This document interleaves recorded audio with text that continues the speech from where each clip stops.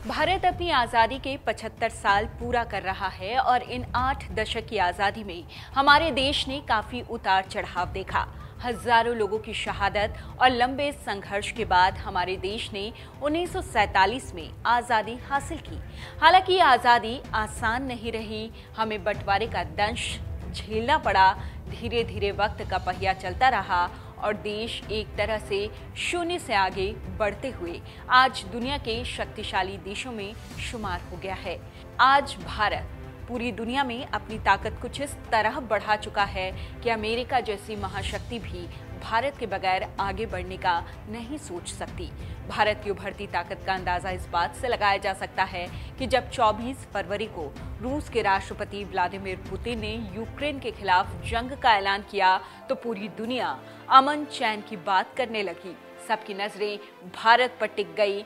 युद्ध शुरू होने के बाद महीने भर के अंदर कई देशों के विदेश मंत्रियों ने नई दिल्ली का दौरा कर डाला। इसमें अमेरिका के कई शीर्ष स्तर के नेता भी शामिल रहे।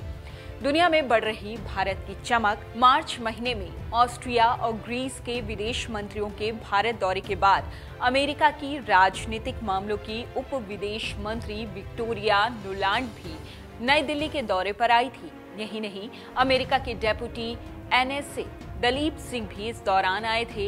इस दौरान 25 मार्च को चीन के विदेश मंत्री वांग यी भी अपने अप्रत्याशित दौरे पर भारत आए थे। फिर रूस के विदेश मंत्री सरगेई लावरोव ने भी भारत का दौरा किया। अपने 2 दिवसीय दौरे के दौरान उन्होंने पीएम नरेंद्र मोदी से मुलाकात भी की। यही नहीं, ब्रिटेन की विदेश मंत्री एलिजाबेथ ट्रेस भी भारत में आई थी और भारत का दौरा उन्होंने किया। मैक्सिको के विदेश मंत्री मार्सेलो एब्राड कैसाबोन ने भी इस दौरान भारत का दौरा किया। ये सिर्फ एक उदाहरण है कि भारत की अहमियत पिछले कुछ सालों में अच्छी खासी बढ़ी है। रूस यूक्रेन जंग के दौरान दुनिया ने इसे बखूबी समझा और देखा।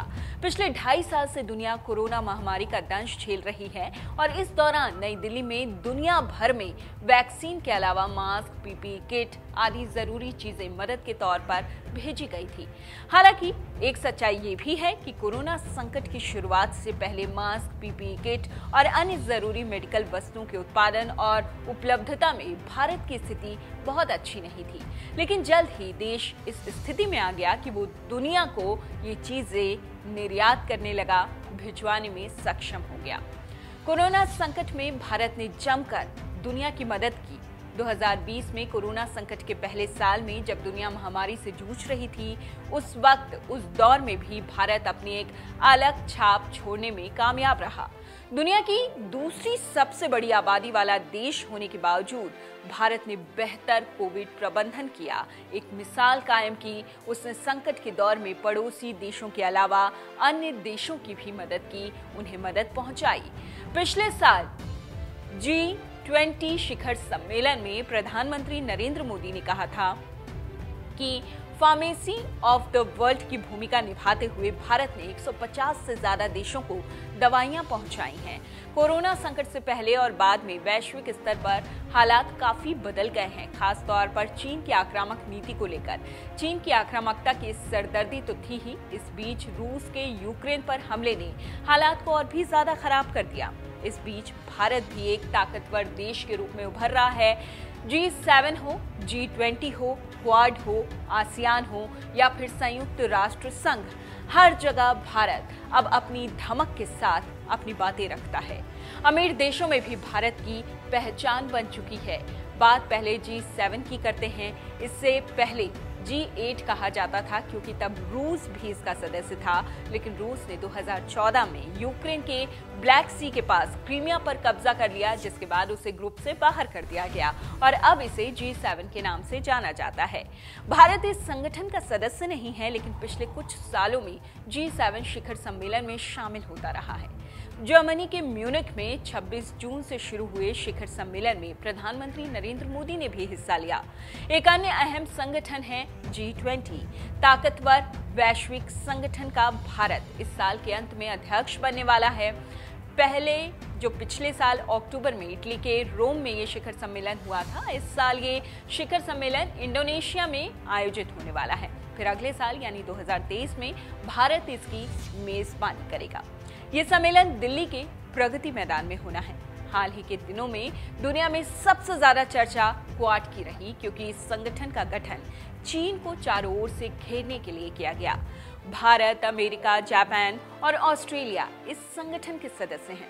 चीन इस ग्रुप से बेहद खुन्नस खाता है। आज क्वाड का दायरा व्यापक हो गया है और इसका स्वरूप प्रभावी हो गया है। यूएनएससी में पहली बार अध्यक्ष बना है भारत। इसके अलावा संयुक्त राष्ट्र संघ में भारत की स्थायी सदस्यता का कई देश खुलकर समर्थन करने लगे हैं। हालांकि भारत अभी संयुक्त राष्ट्र सुरक्षा परिषद का 2 साल के लिए अस्थायी सदस्य है। अमेरिका, चीन, ब्रिटेन, रूस और फ्रांस इसके स्थायी सदस्य हैं। भारत पिछले साल अगस्त में संयुक्त राष्ट्र सुरक्षा परिषद का अध्यक्ष भी बना था। तब संयुक्त राष्ट्र में भारत के पूर्व स्थायी प्रतिनिधि सैयद अकबरुद्दीन ने भारत के यूएनएससी की अध्यक्षता मिलने पर कहा था कि 75 से ज्यादा सालों में ये पहली बार है जब हमारा राजनीतिक नेतृत्व यूएनएससी के किसी कार्यक्रम की अध्यक्षता करेगा। ये दिखाता है कि नेतृत्व फ्रंट फुट से नेतृत्व करना चाहता है। ये भी दिखाता है कि भारत और उसका राजनीतिक नेतृत्व हमारी विदेश नीति को लेकर गंभीर है। इस तरह भारत के स्थायी प्रतिनिधि टीएस तिरुमूर्ति ने भी यूएनएससी की अध्यक्षता मिलने पर कहा कि ये बहुत बड़ा सम्मान है। अगस्त महीने में यूनाइटेड नेशंस की अध्यक्षता हमारे पास है और इसी महीने हम अपना 75वां स्वतंत्रता दिवस मनाने जा रहे हैं। देश आज आजादी के 75 साल पूरे होने पर अमृत महोत्सव मना रहा है। प्रधानमंत्री नरेंद्र मोदी का सपना आजादी के 100 साल पूरे होने तक यानी 2047 तक भारत को विश्व गुरु बनाने का है। आज भारत के बिना दुनिया के सबसे अमीर देशों की बैठक पूरी नहीं होती। अगले 25 साल देश के लिए बेहद अहम है, क्योंकि कई तरह की नई चुनौतियों का सामना करते हुए हमें आगे बढ़ना होगा। देश का अगला लक्ष्य खुद को विकसित राष्ट्र के रूप में तैयार करना है। तो ये पूरी रूपरेखा थी, ये सच्चाई है आज की नई दुनिया के सामने भारत की, कि विश्व का कोई भी काम हो, विश्व का कोई भी गुट हो, वो भारत के बिना पूरा नहीं होता। डाउनलोड करें अमर उजाला ऐप और पाएं खबरें लगातार। अगर आप ये वीडियो YouTube पर देख रहे हैं तो हमारे चैनल को सब्सक्राइब करें और बेल आइकन को दबाना ना भूलें। अगर आप Facebook पर ये वीडियो देख रहे हैं तो हमारे पेज को लाइक करें।